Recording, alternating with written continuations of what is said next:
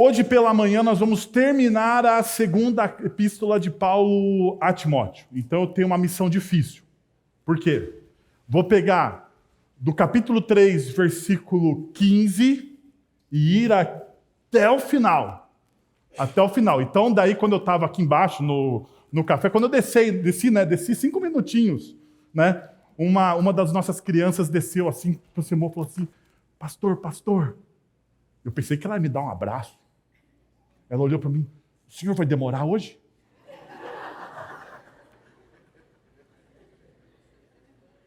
Que isso, meus irmãos? Que isso? Eu falei assim, lógico, minha filha, que eu vou demorar mais do que o normal, só porque você perguntou. Tô brincando. Mas isso aconteceu de fato.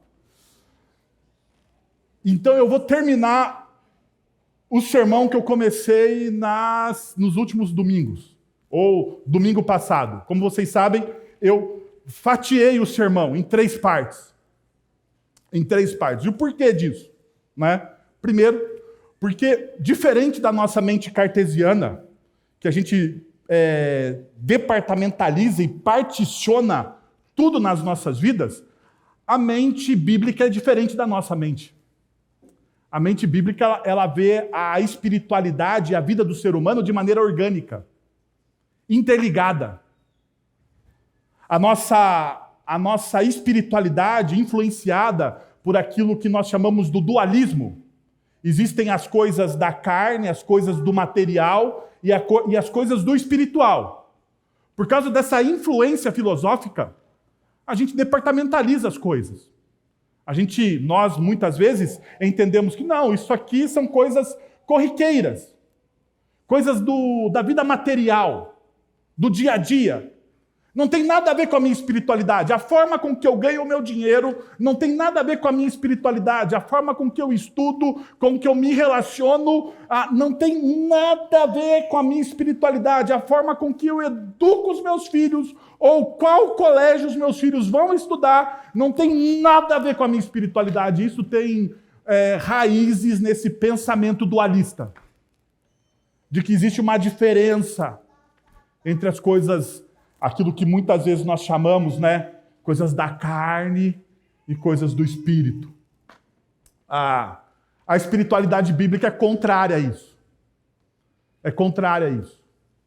Basta você ver quando você lê, por exemplo, o livro de Gênesis, quando Deus forma todas as coisas.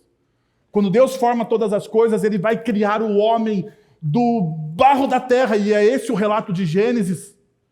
Ele vai criar o homem com as suas mãos, moldar o homem, e ao moldar o homem, Deus sopra no homem, o rua, o sopro. E diz então que o homem se tornou o quê? As traduções mais antigas da Bíblia em português está mais correta do que as traduções mais modernas. Olha só, eu sou um cara tradicionalista também. Porque diz o texto tradicional que o homem se tornou alma vivente. O homem, quando recebe o rua, o sopro, rua é a palavra espírito no sopro, no hebraico. Quando o homem recebe esse sopro de Deus, ele se torna o quê? Alma vivente. Não há separação das coisas. Nós somos uma coisa só. Tudo o que fazemos naquilo que nós chamamos de mundo material repercute na nossa espiritualidade, ecoa na nossa espiritualidade. Então, por isso que a mente bíblica é diferente da nossa mente. Nós separamos, nós dividimos, nós fragmentamos tudo. Ao fragmentarmos a nossa espiritualidade, da materialidade de que nós somos, nós criamos os nossos dilemas, as nossas dores. Deus não nos criou de forma fragmentada, Deus nos criou de forma integral. Integral.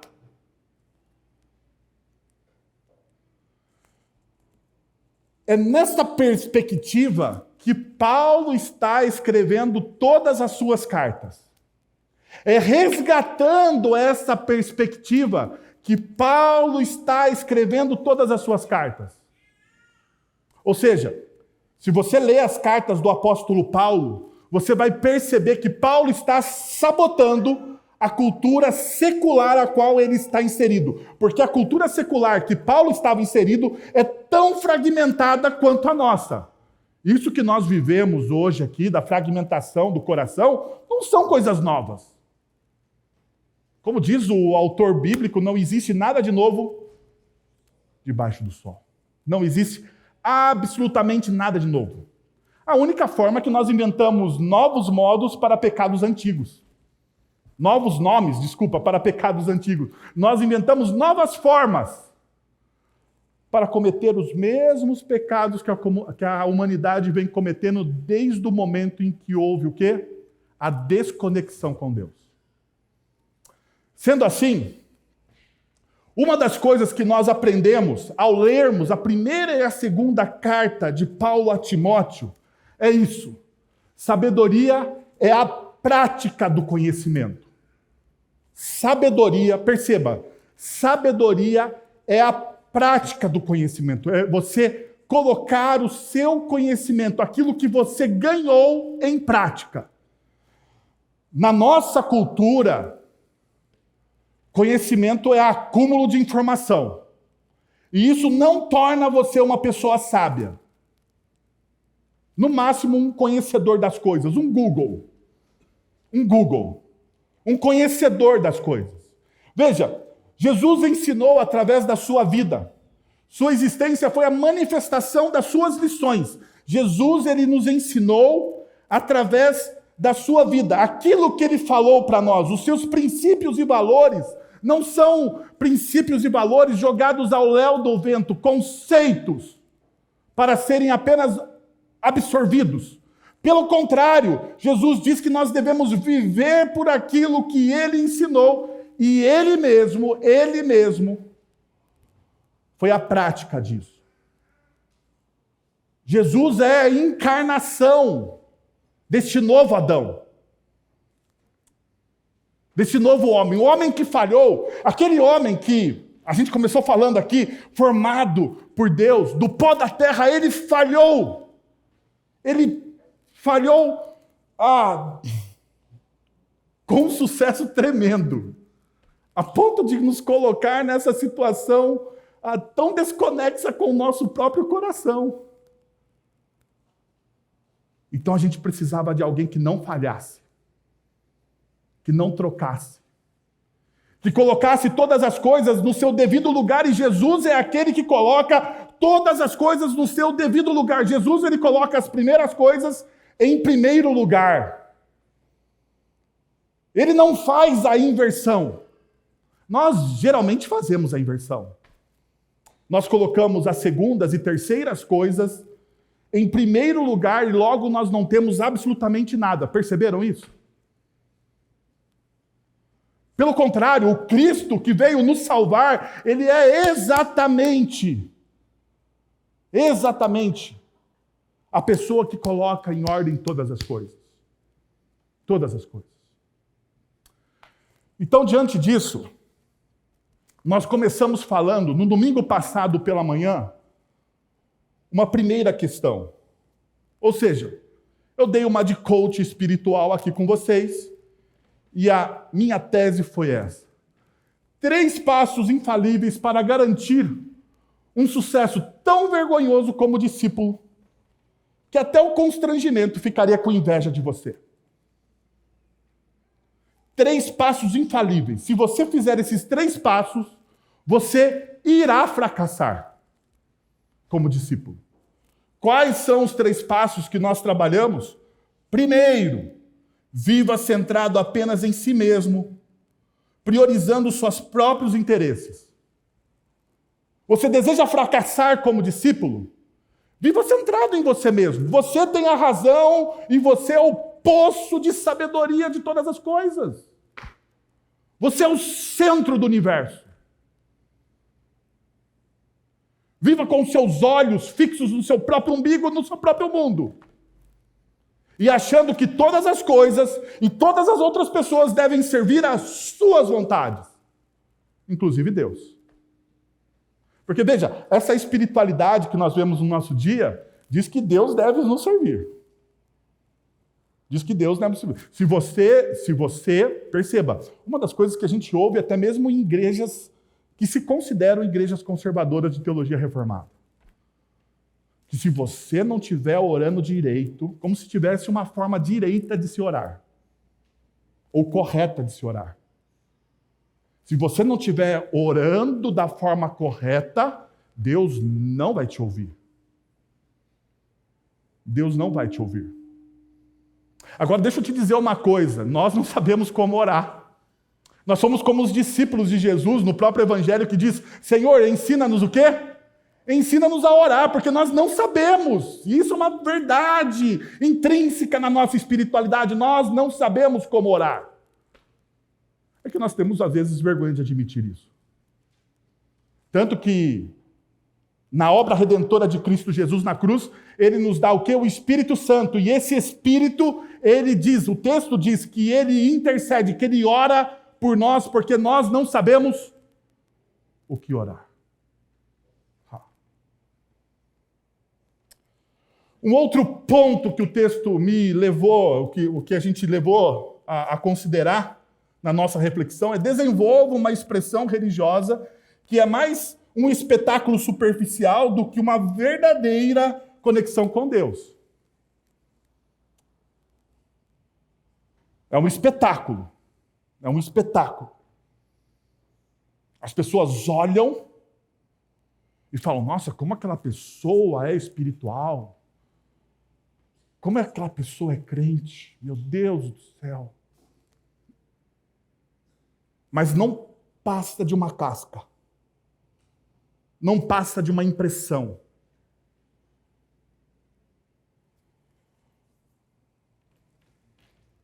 Porque o Evangelho nos chama a viver a nossa espiritualidade de maneira real, não de maneira superficial.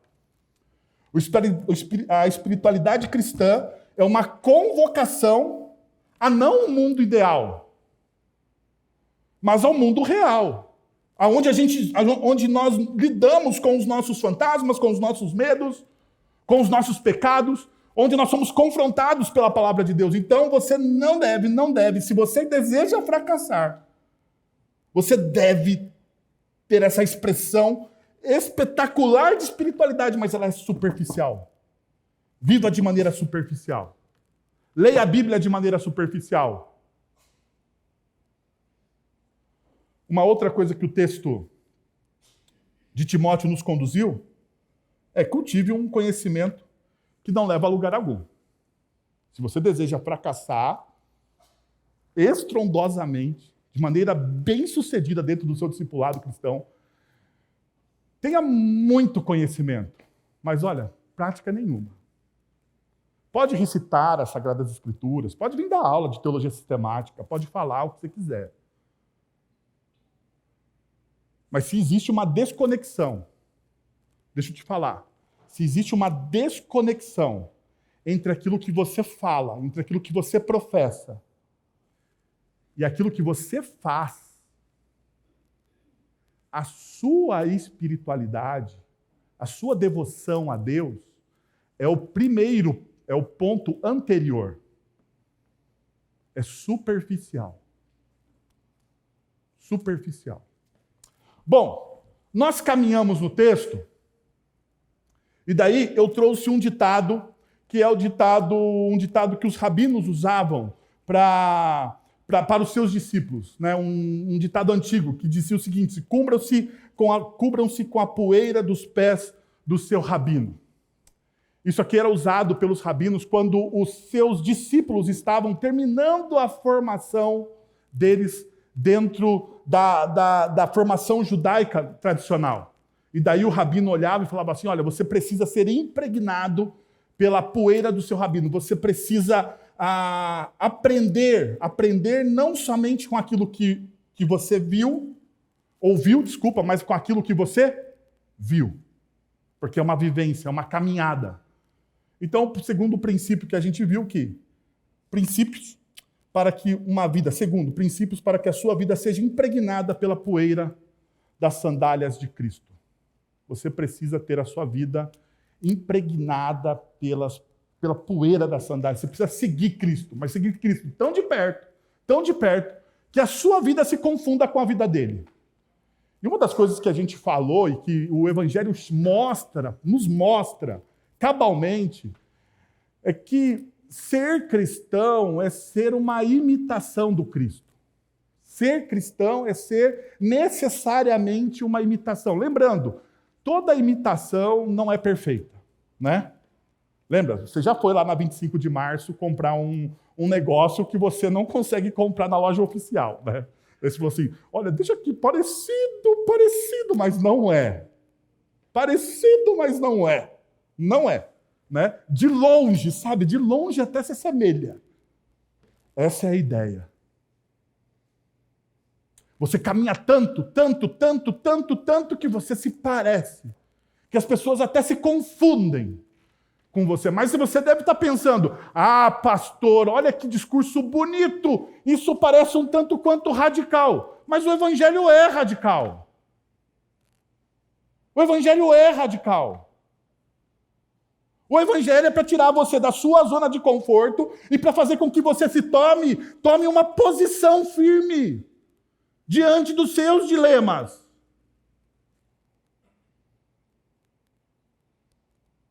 Eu concordo. Jesus, ele ama você exatamente do jeito que você é.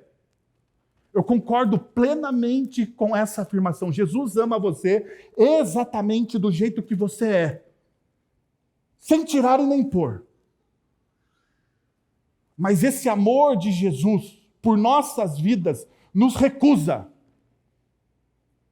a nos manter assim. Como Paulo vai dizer em uma das suas cartas, o amor de Cristo, ele me constrange. Ele me constrange a uma transformação. Eu sou tão amado que eu preciso mudar, mas não porque eu tenho forças em mim, mas porque eu fui impactado por um amor tão grande, que provoca essa segurança, essa firmeza nos meus princípios e valores. É essa experiência que eu estou falando para vocês. Então a gente olhou. E a primeira coisa que nós olhamos para isso é viva de maneira transparente, refletindo ativamente os ensinamentos de Cristo. Uma segunda coisa foi que lembre-se de que a transformação vem da graça de Deus, não é sua. Você vive ativamente, mas ela não é sua. Ela é graça. Não é você. Não é você fechando os seus olhos e dizendo, eu vou vencer. Não é. Porque a nossa fé não é uma confissão positiva. Não é você interiorizar uma visão. Já viu os coaches falando? Interiorize a visão da onde você quer estar. Não é assim que o pessoal fala? Eu seria um bom coach, porque eu ouço esses caras. Interiorize a visão. Olha, imagine aonde você quer estar.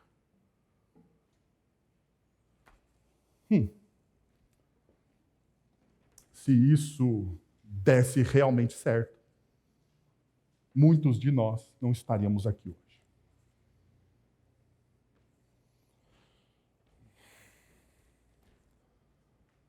O Evangelho, então, ele me leva a uma outra realidade. A não depender da minha visão, mas da visão de Deus para a minha vida. Da visão de Deus. Dessa graça soberana que é demonstrada na cruz do Calvário em Cristo Jesus. E um terceiro ponto que nós olhamos é que diante das adversidades, confie na fidelidade divina. Diante das adversidades, porque as adversidades vão vir, elas acontecem, você vai passar por decepções. Decepções. Você vai passar. Jesus, ele diz assim o seguinte, que ninguém gosta disso, mas Jesus diz. Jesus diz as coisas que nós não gostamos. Já percebeu isso? Jesus ele fala as coisas que nós não gostamos. É que os pregadores muitas vezes escondem isso da gente. Jesus diz, no mundo vocês terão o quê? Aflições. Vocês vão ter aflição. Fica tranquilão aí. Não precisa levantar do sofá. A aflição vai até você. Olha que beleza. Olha que coisa boa. Nova série de sermões de janeiro, começando o ano. Tereis aflições. Será que vai dar quórum? Será que vai dar quórum? Vamos ver, né? Vamos ver.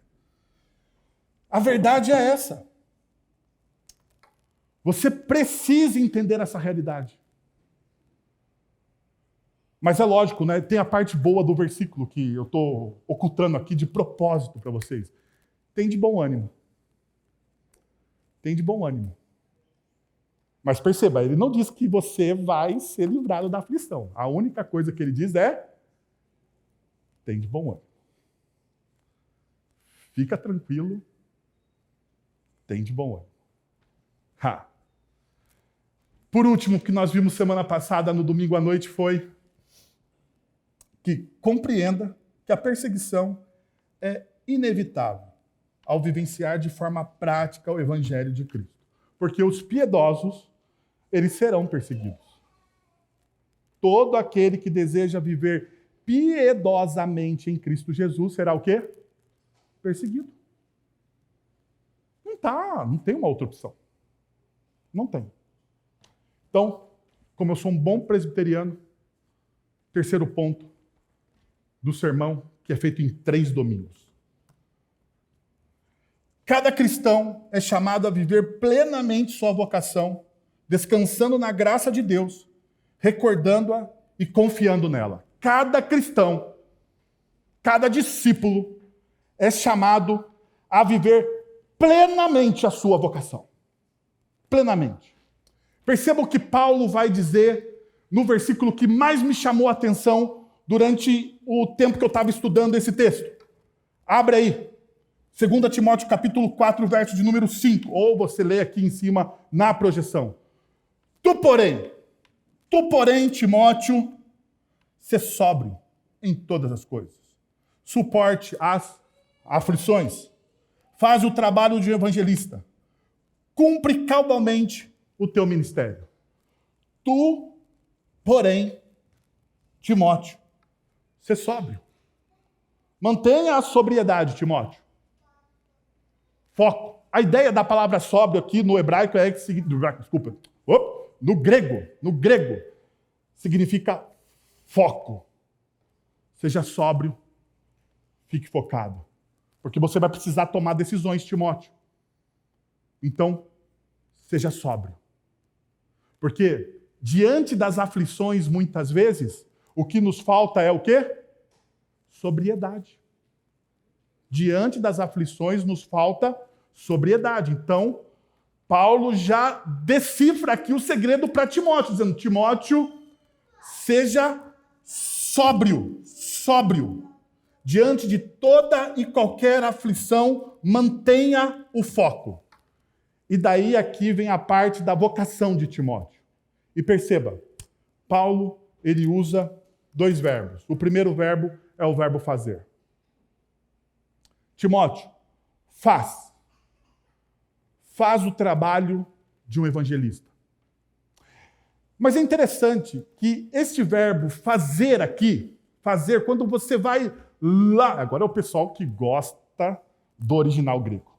Quando você vai lá no original grego, você vai entender o seguinte: refere-se à ação de criar ou produzir algo de várias formas, como realizar uma obra de arte. Portanto, a palavra abrange um amplo espectro de atividades o quê? Criativas. Não é simplesmente fazer. Paulo está dizendo para Timóteo: Timóteo, para você fazer um trabalho de evangelista, você precisa ter o quê? Criatividade. É como se fosse uma obra de arte. Timóteo. Você precisa olhar para a sua vida, você precisa, Timóteo, olhar para a sua vida e para aquilo que você está fazendo como uma obra de arte. Como uma obra de arte. As coisas que você está fazendo na sua vida, lembra que eu falei de integralidade da vida? As coisas que você está fazendo na sua vida não são coisas aleatórias. Elas compõem um grande quadro, uma obra de arte. E daí, ele usa um outro verbo. Ele fala cumprir, cumpre. E aqui indica a necessidade de realizar com plenitude e eficácia as responsabilidades específicas do ministério, demonstrando dedicação e efetividade em sua execução. Perceba o que o texto está dizendo. Timóteo, na obra que você está fazendo, naquilo que você está fazendo, nesse quadro que você está pintando, para ser bem pintado, você precisa ter o quê? Atenção, foco. Você precisa estar pleno, olhando para que aquilo seja o quê? A sua grande obra de arte. Nós conseguimos construir algo de maneira eficaz, bonita, se nós não estivermos focados naquilo, se o nosso coração não estiver naquilo, de fato e de verdade. De fato e de verdade. Nós acabamos de celebrar aqui uma união de 50 anos de caminhada. Como você acha que isso aqui se desenvolve? Como você acha que isso aqui se desenrola? Você precisa ter o quê? Foco. O seu coração precisa estar aonde? Lá. Você não constrói 50 anos de uma caminhada com o coração dividido. Ou constrói? De maneira nenhuma. Nada na sua vida é construído quando o seu coração está dividido. Então Paulo está dizendo, Timóteo, diante da obra que você está construindo na sua vida, que o seu coração esteja ali. E daí vem a última palavra que o texto abre nos destacando, que é ministério. A palavra aqui no grego é a famosa palavra conhecida como diaconia. Diaconia. Que vem o termo dos nossos oficiais tão amados ali da frente, que nos ajudam na organização do nosso culto e no cuidado do nosso patrimônio, os diáconos. Que foi relegada essa palavra ao serviço religioso. No entanto, no meio secular greco-romano, a diaconia era o serviço prestado na sociedade.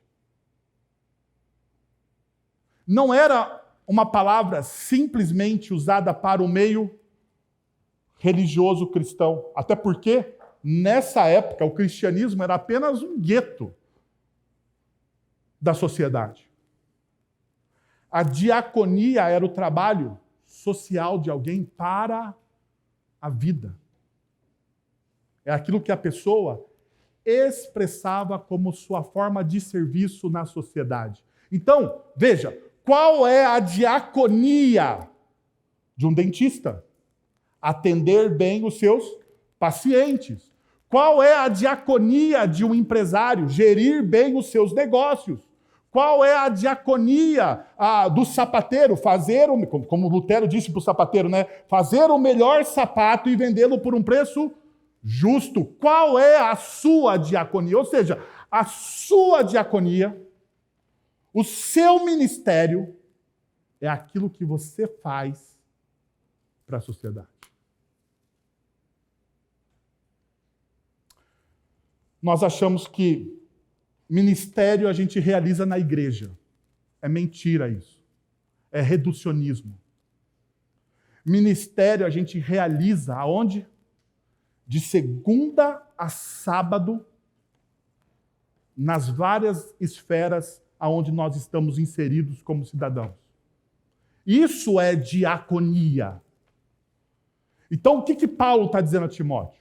Paulo está dizendo a Timóteo o seguinte: Timóteo, na sua missão, no seu trabalho, faça ele como se fosse o quê? Uma obra de arte. Você é um professor, você tem a obrigação, como cristão, de entregar a melhor aula para os seus alunos. Você é um funcionário. Você, como funcionário de qualquer empresa, em qualquer área, você precisa entregar para a sua empresa, para o seu patrão, para o seu contratante, o melhor serviço que você pode oferecer a ele, porque aquilo é o seu ministério. É a sua diaconia. Então, deixa eu responder aqui com vocês. Quais são os princípios que eu devo desenvolver para cumprir plenamente a minha vocação? Porque você pode ter o conceito, mas como eu faço isso? Como eu desenvolvo isso? Quais são os princípios que vão nortear a minha vida em relação a isso? Deixa eu dar alguns princípios para vocês aqui sobre isso. Primeiro, eu gostaria de te mostrar isso aqui. Não ceda às tendências passageiras, nem dilua a fé em ideologias. Mantenha seus olhos firmes nos alicerces sólidos das convicções bíblicas. Não ceda às tendências passageiras, nem dilua a fé em ideologias, mas mantenha os seus olhos firmes nos alicerces sólidos das convicções cristãs. Olha o que Paulo vai dizer para Timóteo, a partir do verso de número 14. Quanto a você, porém, permaneça nas coisas que aprendeu e nas coisas aprendeu e das quais tem convicção, pois você sabe de quem o aprendeu. Veja o que Paulo está mostrando aqui para a gente. Timóteo, ele era um jovem. E isso fica claro para a gente ao lermos a carta. E os jovens frequentemente manifestam a sua inclinação revolucionária. Talvez Paulo está dizendo para Timóteo aqui uma das coisas mais básicas que os jovens precisam ouvir, que nós... Não, eu não sou mais tão jovem, né? Depois dos 40 já era. Essa juventude não existe tanto mais assim, né? Não fique depressivo, eu estou depois dos 40, gente. Está tudo bem, aceita que já foi, né? Você não pode ser mais chamado de jovem adulto. Né? O pessoal fica inventando nomenclaturas. Mas, às vezes, os jovens eles têm essa imprudência de romper com as tradições e tentar introduzir inovações. Bom, embora as inovações sejam essenciais para a nossa vida, é imperativo que façamos sem comprometer a essência do legado recebido no passado. Nós não podemos simplesmente abrir mão daquilo que nós já recebemos. Existe uma universalidade no ensino bíblico que conecta gerações de cristãos ao longo da história. E essa continuidade deve ser o quê? Ela deve ser valorizada. Não se trata de venerar nossos símbolos de fé como inquestionáveis, mas de consultá-los como alicerces sólidos provenientes dos nossos antepassados, reconhecendo a sabedoria e a experiência que foi nos transmitida. Dessa forma, podemos harmonizar duas coisas: aquilo que nós recebemos como nossa tradição e as inovações que nós tanto desejamos, garantindo então uma percepção de riqueza daquilo que nós recebemos e daquilo que nós vamos fazer com o que recebemos. Perceba o que o texto bíblico diz e já está apontado aí para vocês. Paulo vai dizer a Timóteo: pois virá o tempo em que não suportarão a sã doutrina, ao contrário, sentindo coceira nos ouvidos, juntarão mestres para si mesmos, segundo os seus próprios desejos, eles se recusarão a dar ouvidos à verdade, voltando-se para os mitos. Chegará um tempo que as pessoas vão tentar diluir as Sagradas Escrituras e o ensinamento bíblico em ideologias e inovações.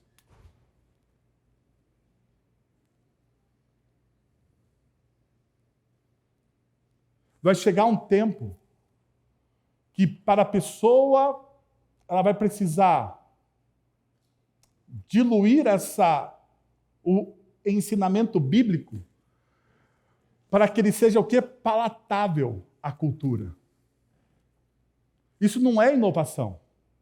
Quando você dilui o ensinamento bíblico, quando você distorce o ensinamento bíblico para ele se tornar o quê? Agradável à próxima geração, o que você está fazendo? Você está adulterando aquilo que nos foi entregue. Paulo, por diversas vezes, tanto na carta de 1ª e 2ª Timóteo, como em Efésios, ele vai alertar a igreja contra quem? Contra os falsos mestres. Esses falsos mestres que têm uma aparência de piedade, mas que não é piedoso. Então perceba o perigo disso. Nem tudo, gente, nem tudo que usa o nome de Jesus realmente é de Jesus. Por quê? Porque aquilo que usa o nome de Jesus, para ser do Cristo, tem que estar alicerçado naquilo que o próprio Cristo disse e ensinou. Porque pode parecer legal, pode até ser gostoso de você ouvir. E veja, o que Paulo está dizendo, pois virá o tempo que não suportarão o quê? A sã doutrina. Chegará o tempo que as pessoas vão ouvir o evangelho e vão achar, esse evangelho é radical demais para mim. Eu preciso de uma inovação, eu preciso de algo mais palatável. Ou vai chegar o tempo que você vai olhar para a sã doutrina e vai dizer, não, mas isso aqui era para o passado, isso aqui não é para agora. Veja, nós estamos mais evoluídos, afinal de contas, nós estamos no século XXI. Ao contrário, sentindo coceira nos ouvidos, juntarão o quê? Mestres para si mesmos, segundo os seus próprios desejos. Eles recusarão. É uma atitude deliberada de dizer não ao evangelho. Eles irão recusar a verdade do evangelho. Eles irão recusar a verdade do evangelho para abraçar a própria fé. E veja, Paulo ele vai dar um exemplo em 2 Timóteo capítulo 4, verso de número 10. Quando ele diz, Demas, amando este mundo, abandonou-me e foi para Tessalônica.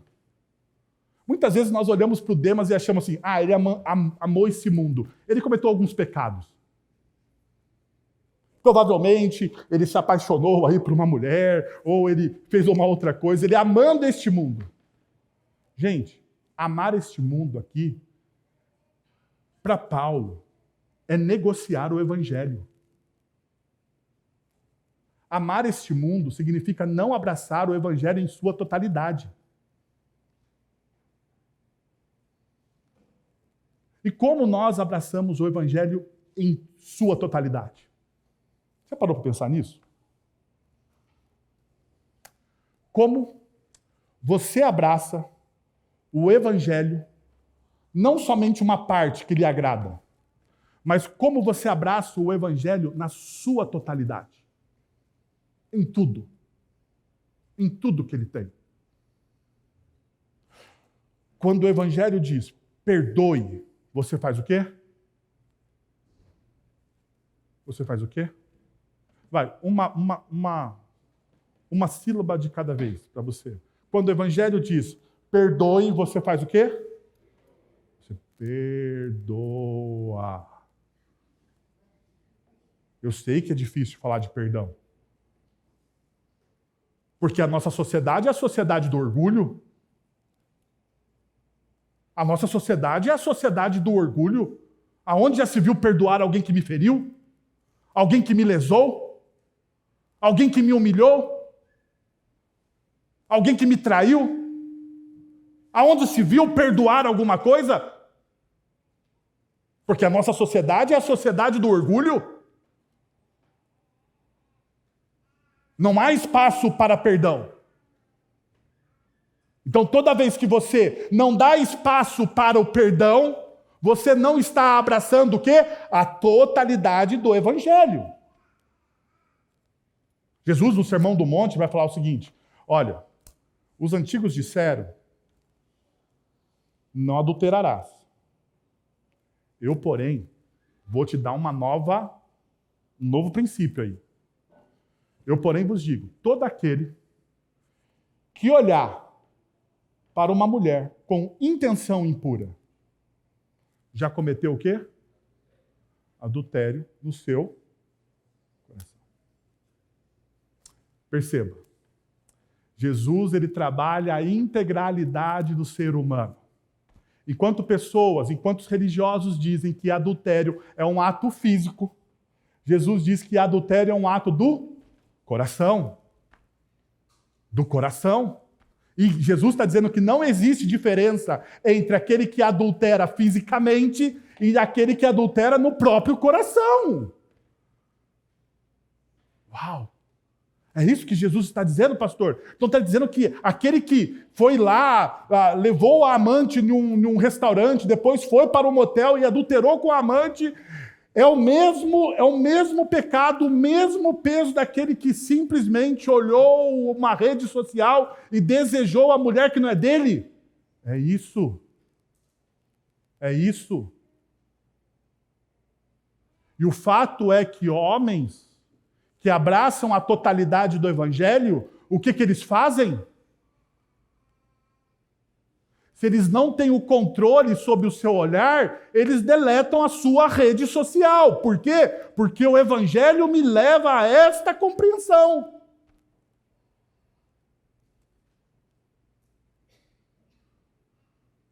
O Evangelho me leva à compreensão de que o amor ao dinheiro é a raiz de todos os males. É a raiz, é o início de todos os males. Então eu vou, ao invés de amar o dinheiro e inventar uma desculpa, porque nós somos expertos em arrumar desculpas piedosas para aquilo que fazemos. Não é? Uma vez eu estava conversando com um jovem que tinha a fixação para se tornar rico. Sério, eu estava conversando. Ele falou assim, não, pastor, eu preciso ficar rico, eu preciso ficar rico, eu preciso ficar rico. Meu Deus do céu, mas por que você precisa ficar rico? Ele falou assim, para eu dar um bom dízimo?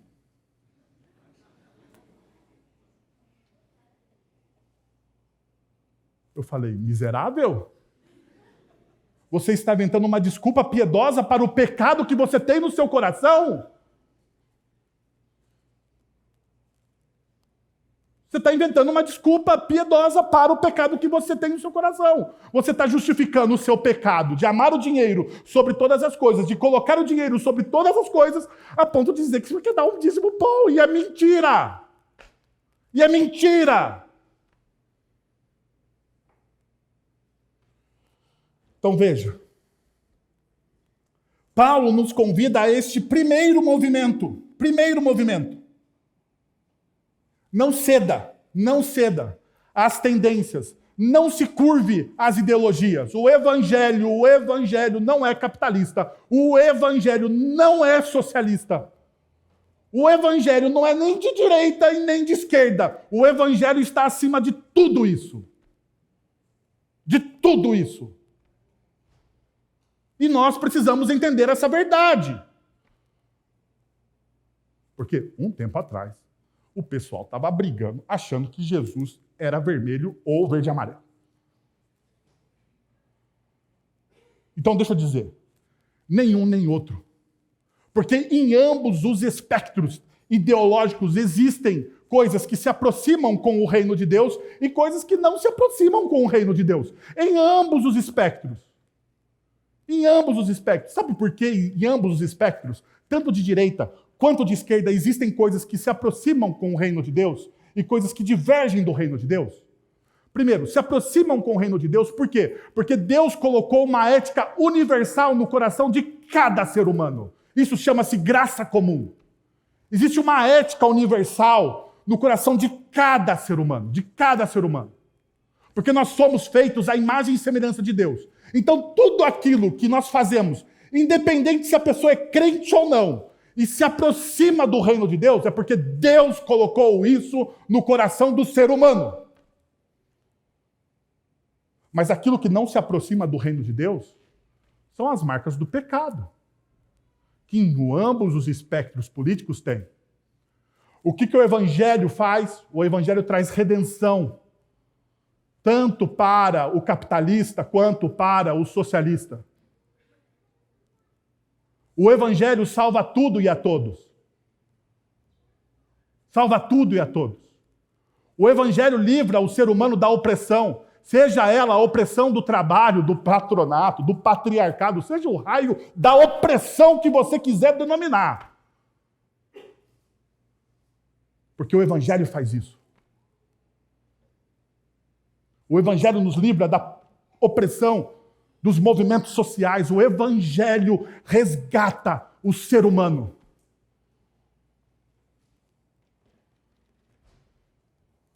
Uma outra coisa, ou um outro princípio, que o texto me mostra, está nos versículos de 16 a 17. Que diz o seguinte: toda a Escritura é inspirada por Deus e útil para o ensino, para a repreensão, para a correção e para a instrução na justiça, para que o homem de Deus seja apto e plenamente preparado para toda boa obra. Veja, muitas vezes nós pregamos aqui as consequências da palavra de Deus ser inspirada por Deus. Então nós gastamos um tempão dizendo que a palavra de Deus era isso, era aquilo, aquilo, e nós não nos fixamos no mais importante. No mais importante. E o que é o mais importante? A primeira coisa que Paulo fala, que tenha a plena certeza de que Deus soprou sua santa palavra. Gente, não adianta coisa alguma se você ouvir um monte de conhecimento, um monte de conhecimento, de princípios, e se você não crer, se aquilo não estiver impregnado no seu coração, que aquilo que está nas Sagradas Escrituras foi Deus que nos deu. Será apenas mais um livro. Será apenas mais um tempo de autoajuda. Qual que é a diferença entre você ouvir uma pregação expositiva do Evangelho e você ouvir um bom palestrante de autoajuda? Qual é a diferença? A diferença é que na pregação expositiva do Evangelho você está ouvindo a exposição daquilo que Deus soprou para a sua igreja, daquilo que Deus falou para a sua igreja. E qualquer outra coisa são devaneios humanos. Qualquer outra coisa, devaneios humanos. Então você precisa estar isso ciente. Assim como Deus criou o universo, Ele também exalou sua palavra nas Escrituras. A escolha da palavra expiração, ela é proposital, porque ela captura aqui o pleno ato divino de soprar sobre nós os seus princípios, os seus valores, os mandamentos eternos, aquilo que nos traz realmente vida. Essa palavra, ela emanou diretamente de Deus. Às vezes, damos ênfase exagerada aos efeitos da exalação das Escrituras, quando nós pregamos sobre ser útil para o ensino, para a repreensão, para a correção, para a instrução na justiça, para que o homem de Deus seja apto e plenamente preparado para toda boa obra. Não que esses efeitos não devam ser pregados, enfatizados, ensinados exaustivamente na igreja. Eles devem, mas eles só são reais porque a palavra de Deus ela é inspirada e soprada sobre o povo de Deus. É nos dado como um meio de graça, como uma forma de estarmos mais próximos dele, de ouvirmos de maneira íntima a sua voz. Por isso, então, que Paulo vai dizer a Timóteo, Timóteo, quanto a você, pregue a palavra. Pregue, Timóteo. Pregue a palavra, porque essa palavra é a voz de Deus. É a voz de Deus. E esteja preparado a tempo e fora de tempo. Repreenda, corrija, exorte, com toda paciência e doutrina. Perceba, o texto manda que a gente pregue a palavra. Fale dela, mas fale dela de que forma? Como eu devo pregar essa palavra? Então, quando nós olhamos o texto no original, esse querusso, ele era empregado em contextos públicos para proclamar e anunciar mensagens importantes, incluindo anúncios oficiais e proclamação de líderes políticos. Na esfera pública, representava uma ação assertiva da divulgação de mensagens relevantes. A palavra de Deus é a mensagem mais relevante que nós temos para as nossas vidas. É melhor do que você ler um livro. Você está passando por um momento difícil na sua vida? Você está passando por um momento de dor, de perda? Leia Jó. Você quer ler um livro de alguém que brigou com Deus? Que teve dúvidas a respeito do que Deus estava fazendo na vida dele? Leia Jó. Leia Jó. Leia os Salmos. Leia os Salmos. Os Salmos tem um livro lá, tem um texto lá dos Salmos que diz assim, até quando, Senhor, esquecer-te-ás de mim para sempre? Até quando virarás as costas para mim, o teu servo? Tem um salmo que diz o seguinte, Senhor, porque os ímpios prosperam? Vale a pena ser justo nessa terra? Vai. A gente fica lendo conceitos humanos a respeito de dores existenciais. E nós não consultamos aquele que nos fez, aquele que nos formou, aquele que nos criou.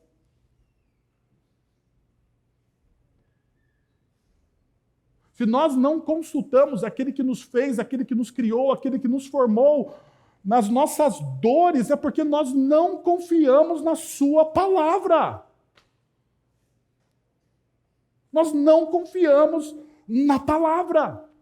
Porque a primeira fonte de consulta diante das minhas dores, das minhas dúvidas, das minhas incertezas, deveria ser o quê? Deveria ser a palavra de Deus. A palavra de Deus.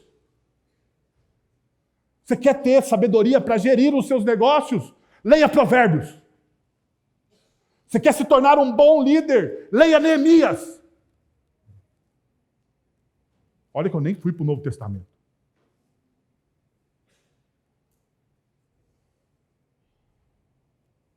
Perceberam? Você quer se tornar um bom pai? Faça tudo diferente do que Davi fez na vida dele. Porque tem que saber, falar. Ele fez tudo errado. Você faz o quê? Você lê na Bíblia, está tudo errado o que Davi fez. Você faz o quê? Tudo diferente. Você quer ter um excelente casamento? Cheio de paixão? Leia o quê? Cantares. Vai todo mundo estar lendo Cantares.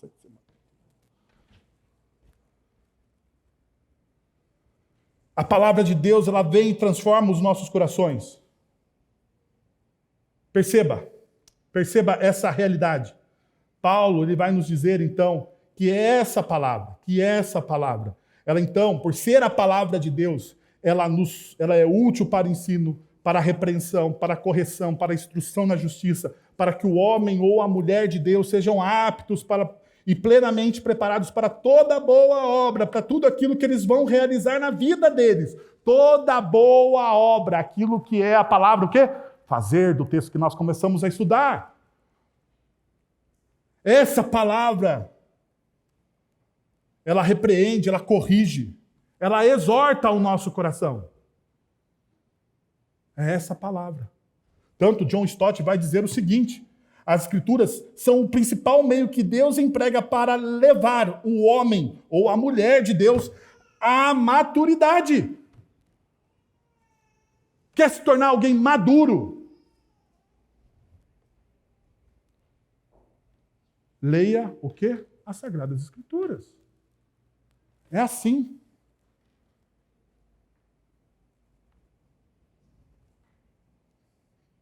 O texto ainda nos diz uma seguinte coisa. Perceba o que Paulo vai fazer a partir do verso de número 9 até o verso de número 3 do capítulo 4 da segunda carta de Timóteo. Procure vir ao meu encontro. Verso de número 10. Crescente foi para a Galácia, Tito para a Dalmácia. Só Lucas está comigo. Traga Marcos com você, porque ele é me útil para o ministério. Enviarei Tíquico a Éfeso. Quando você vier, traga a capa que deixei na casa de Carpo, em Troade. E os meus livros, especialmente os pergaminhos. Saudações a Priscila, a Áquila e a casa de Onesíforo. Erasto permaneceu em Corinto, mas deixei Trófimo doente em Mileto. Procure vir antes do inverno. Eubulo, Prudente, Lino, Cláudia e todos os irmãos enviam-lhes o quê? Saudações. Percebe que é uma carta que Paulo vai dizer que ele ficou sozinho em uma de suas defesas. Mas mesmo Paulo dito no texto de Timóteo, 2 Timóteo capítulo 4, que ele ficou sozinho, perceba o número de pessoas ao redor do apóstolo Paulo. Perceberam? O número de pessoas que ele cita. As pessoas com quem ele investiu a sua vida. Então veja, o terceiro princípio, na perspectiva cristã, o legado mais significativo que se deixa em sua história são os discípulos que foram formados por você. O seu legado significativo não é os bens que você tem, não são os diplomas que estão na sua parede, porque a gente acha que o legado é os diplomas da parede. Mas quando você morrer, os seus herdeiros vão pegar aqueles diplomas e vão jogar tudo fora. Tudo fora. Ou vou botar uma caixa do sótão, vai pegar poeira e a traça vai comer o seu amado diplominha. É assim que vai acontecer. Então, seus diplomas não são. O seu dinheiro, os seus herdeiros vão pegar o seu rico dinheirinho e vão desfrutar daquilo que você fez em vida. E talvez em algum momento eles nem lembrem que você suou para deixar alguma coisa para eles. Parece triste, né? Não parece? Mas é a pura realidade. Não adianta ficar bravo comigo. A vida é assim. Famílias racham por causa do quê? Por causa de herança. Herança. Famílias racham por causa de herança. No Evangelho tem uma história de herança. De família brigando por herança. Pode ver, até no Evangelho tem. Então não pense que eu estou sendo drástico demais com você. Qual é o legado perene da sua vida? O discipulado que você fez. A fé que você transmitiu a alguém. Esse é o legado que você deixa. Esse é o seu maior legado. Então perceba, Paulo, apesar das decepções, porque Paulo vai falar do Alexandre Latoeiro que lhe fez muito mal. Paulo falou do Demas que o abandonou. Mas apesar das decepções, o apóstolo Paulo tem uma multidão de pessoas ao seu entorno. Deixa eu te fazer uma pergunta. E essa pergunta, ela é séria. Porque se você crê que a palavra de Deus é a palavra de Deus, ou melhor, se você crê que a Bíblia é a palavra de Deus, uma consequência natural de você crer que a Bíblia é a palavra de Deus é fazer discípulos. E se você não está fazendo discípulos, logo você não crê. Não crê. Não me venha com conversa. Você não crê que a Bíblia é a palavra de Deus. Porque fazer discípulo não significa que você precisa ser um grande pregador, um grande doutor. Não, fazer discípulo significa que você precisa viver aquilo que você aprendeu a respeito da Bíblia. É só isso. Aquilo que você vem domingo após domingo aqui na nossa igreja, ouve os nossos professores, ouve as mensagens. Se você viver aquilo, você vai fazer discípulo. É automático. É automático. Qual, então, é o seu legado? O David Ferguson, no seu livro Formador de Heróis, ele nos dá várias, nos dá 9, mas eu vou dar só 3 para vocês, que eu achei as mais coerentes na ideia do credo do formador de heróis, ou seja, daquela pessoa que faz discípulos. Veja só, como formador de heróis, ou como aquele que faz discípulos, eu me comprometo a pensar com a mentalidade de multiplicar líderes e me recuso a colocar limite no que Deus pode fazer. Como um formador, então deixa eu trocar aqui. Como um formador de discípulos, eu vou me desgastar. E a minha mentalidade é de multiplicar mais discípulos. E não colocar limite naquilo que Deus pode fazer através das pessoas. Às vezes, eu já me deparei com isso. Às vezes eu olho para uma pessoa e falo assim, esse aí, eu não vou gastar tempo com ele. Não vou gastar tempo com essa pessoa. Sabe, pastor pensa isso. Pastor olha e fala assim, nossa, aquele ali é muito chato, meu Deus do céu. Jesus, me dê paciência. Às vezes o pastor pensa assim, nossa, Senhor, o Senhor me trouxe para esse lugar para provar a minha fé. Meu Deus do céu. Promove uns, ó Deus.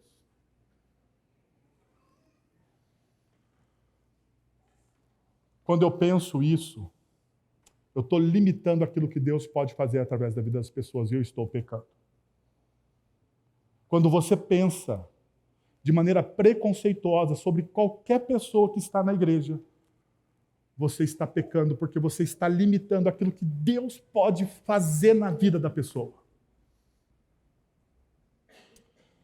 Uma outra coisa que o David Ferguson fala é, como um formador de heróis, eu me comprometo a ver o potencial de liderança em outros e não ter medo daqueles que podem ser melhores do que eu. Meu modelo é o que Jesus disse, siga-me e eu os farei pescadores de homens. Não, você não deve ter medo de que os seus discípulos se tornem melhor do que você. Principalmente aqueles que são líderes na nossa igreja. Nós temos que ter gente melhor do que a gente. Nós temos que ter. Nós temos que ter gente pregando melhor do que eu prego. Não é difícil, mas tem que ter. Tem que ter gente melhor. Gente melhor para liderar os jovens, gente melhor para liderar as salas de aula. A gente precisa ter gente melhor. Sabe por quê, gente? Porque gente melhor do nosso lado nos faz melhores. Sabia? Sabia? Você não precisa ter medo do que é bom. Você precisa ter medo do que é ruim. Do que é ruim, você precisa correr do ruim. Porque o ruim não glorifica a Deus. Então você corre do ruim, porque o ruim não glorifica a Deus. Mas quem é melhor do que você, você tem que chamar esse cara e falar assim, vem cá, você vai ser aqui o meu segundo cara, até você ser o primeiro e eu me aposentar em nome de Jesus. É assim que acontece. É assim que a comunidade cresce. Terceira coisa que o David Ferguson fala. Como formador de heróis ou de discípulos, eu me comprometo a compartilhar o que aprendi, discipulando líderes. Eu queria que você fizesse um compromisso hoje aqui. Um compromisso, não comigo, mas com Deus. De que você vai multiplicar aquilo que você aprendeu. Você vai multiplicar aquilo que você aprendeu a respeito de Cristo Jesus. Não precisa ser... Se tiver bons pregadores, por favor. No entanto, comece no pequeno, na sua casa, na sua sala de aula, no seu trabalho, na sua família, nos lugares que você já está inserido. Comece ali. Multiplique aquilo que nós ensinamos domingo após domingo a respeito das Sagradas Escrituras. Multiplique aquilo que você ouve do presbítero Sebastião. Multiplique aquilo que você ouve do presbítero Fábio. Multiplique aquilo que você ouve da Érica ou de qualquer outro dos nossos professores. Multiplique aquilo. Por fim, e eu sei que vocês gostam quando eu digo assim, por fim, porque vocês pensam que está acabando, mas ainda falta 20 minutos, tá bom? Estou brincando, não falta 20 não. Fique em paz. O texto bíblico diz o seguinte, e perceba o que o texto diz. Mas o Senhor permaneceu ao meu lado. Perceba os destaques. E me deu força, para que por mim a mensagem fosse pregada, proclamada a todos os gentios, e todos os gentios a ouvissem. E eu fui libertado da boca do leão. O Senhor me livrará de toda a obra maligna e me levará a salvo para o seu reino celestial. A ele seja a glória para todo sempre. Amém. Paulo, ele nos diz o seguinte, através de Cristo, reconcilie sua história ao reconhecer e descansar na graça de Deus. Através de Cristo, reconcilie a sua história. E por que eu estou falando isso? Porque, é claro, Paulo poderia experimentar aqui frustração. Frustração, por quê? Porque mesmo diante de tanto serviço abnegado e dedicação a Deus, neste momento crucial, ele se depara com a morte. Com a morte, ele poderia estar queixoso. Por que de raios ou por que fatos eu servi tanto às pessoas? Ao invés do coração de Paulo estar cheio de porquês, ele tinha a certeza de que Deus estava cuidando dele em meio à adversidade.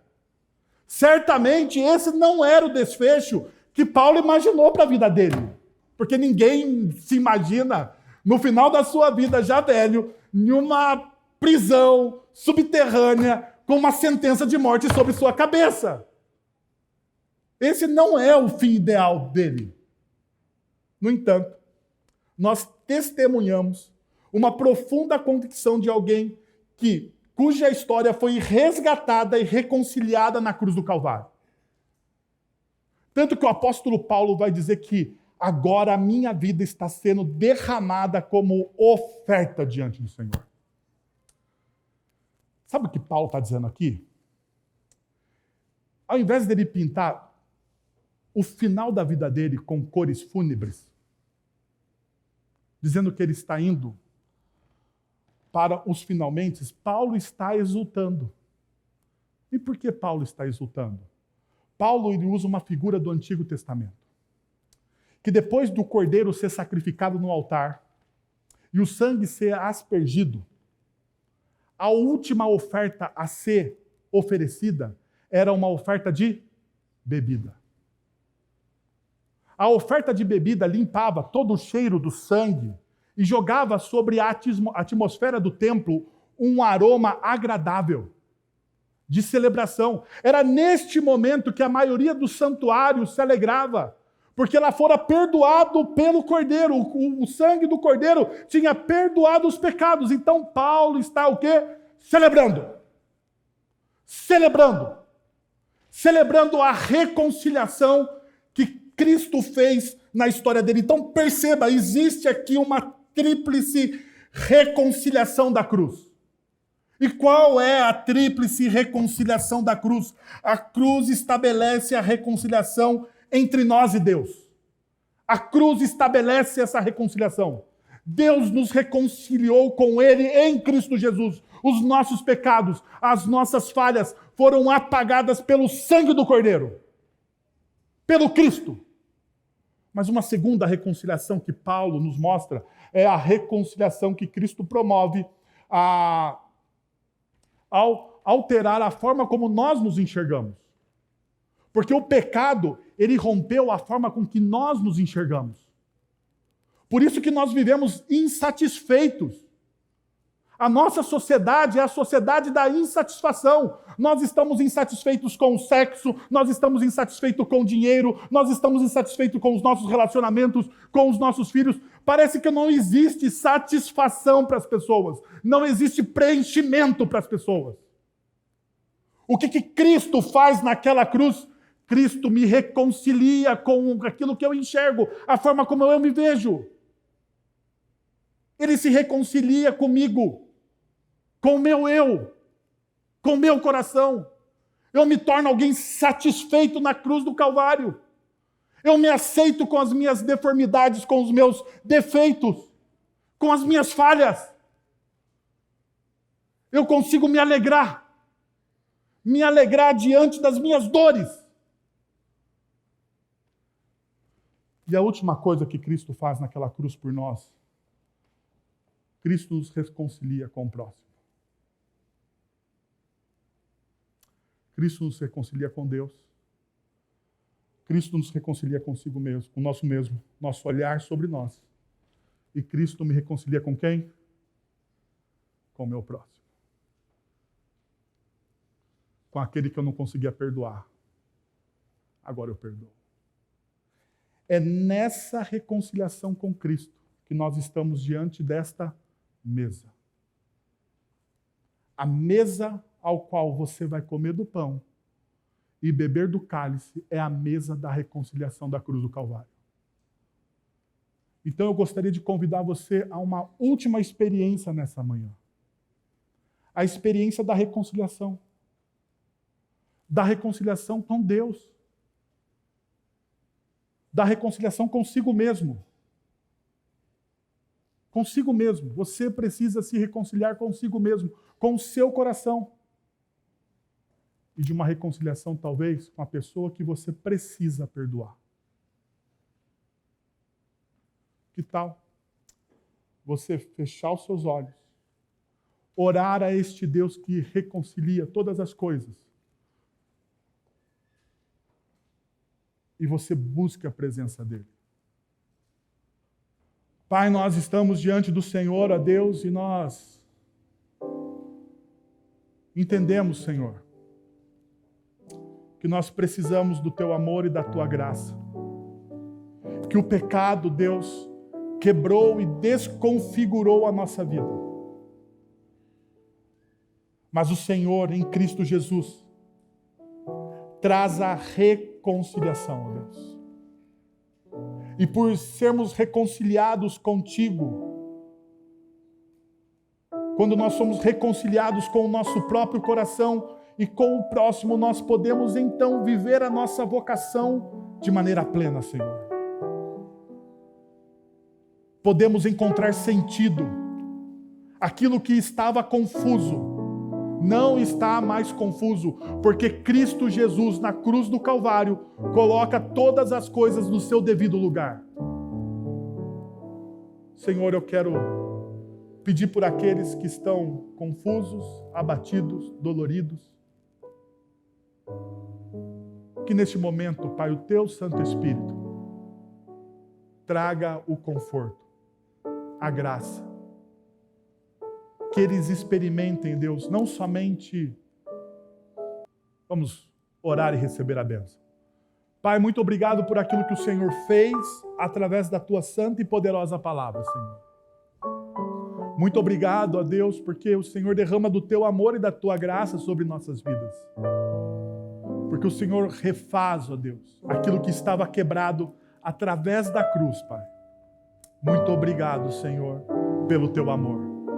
Agora, irmãos, que a graça de nosso Senhor e Salvador Jesus Cristo, o amor de nosso Deus e Pai, o conselho, o consolo, o poder e a ação do Santo Espírito de Deus estejam sobre vocês agora e pelos séculos dos séculos.